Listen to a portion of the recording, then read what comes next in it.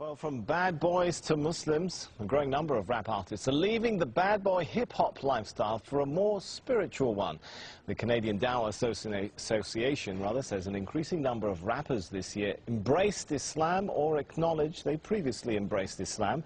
Among the names, Busta Rhymes, Loon, Napoleon, Castro and Raekwon. Well, Amir Junaid Muhaddith, better known by his stage name Loon, is one artist hoping to change the lyrics and message of rap following his own religious conversion. Loon was part of P. Diddy's Bad Boy Records. He accepted Islam in 2008 on a tour in Dubai. He joins me now from Saudi Arabia, where he's just finished performing an Umrah or minor religious pilgrimage. Thanks so much for joining us. You kind of look a little bit different to me today than how we've been seeing you in those pop videos. Is Loon still in there somewhere? Nah, Loon is working his way out of my system, you know. Just happy to be, you know, accepting Islam and finding the peace of mind that I was always searching for in the music business. And it was very difficult to find this place in my life now, but thanks to Islam, I've been able to, you know, complete my search, and now I'm very much at peace. So I take it you're no longer a bad boy? No, bad boy days are over. Now I'm what you call a good boy. All right, I want to forgive me for taking our viewers back to a little bit of the bad boy Loon days. I want to just play a piece of your music here, just to refresh everyone's memory of how Loon used to look like.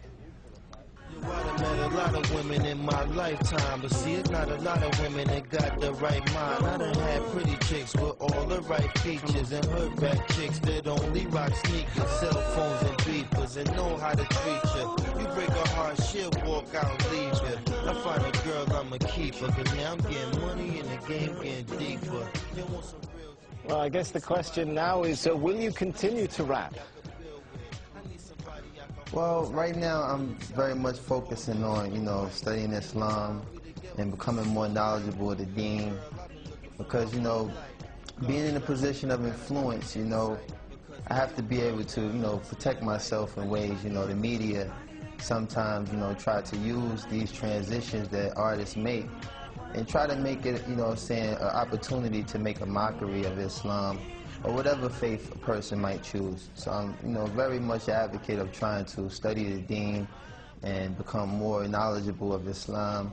And, right, you know, Allah knows best. Maybe in addition, maybe I won't. Yeah, in addition to studying your new religion, I understand you're also working with another group of rap artists to try and change the message of rap itself. Is that possible? I mean, rap hails from the hardened neighborhoods of the West. The lyrics sometimes attack, threaten, insult others. Can rap be rap without all of that? Well, that's something I think all of us as artists who, you know, saying accepted Islam are struggling with, because it's a very, very fine line, you know, saying.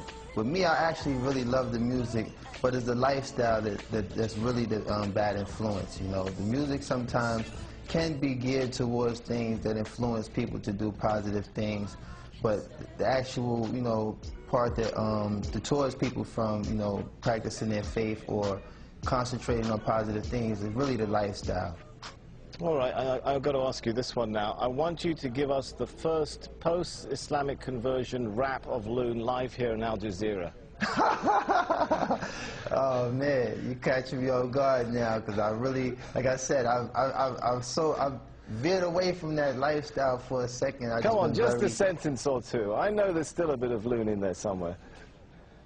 I don't know. I mean, for the most part, let me see. You got me there, man. You got me there. You got me there. All right, well, I'll give you a minute to think about that. Maybe we'll come back to it. But yeah, we'll come back to that.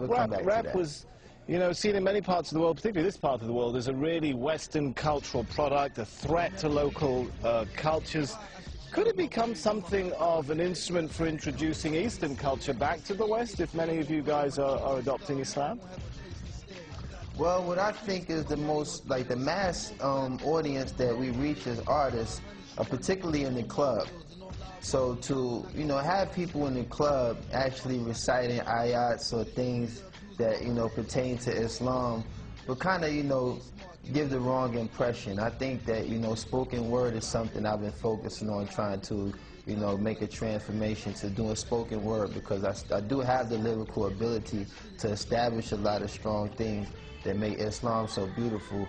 But it's very hard to walk that fine line when you have music in the background that kind of, you know, either plays its role as a dance rhythm or something that might, you know, mislead a person from the message that we're trying to give.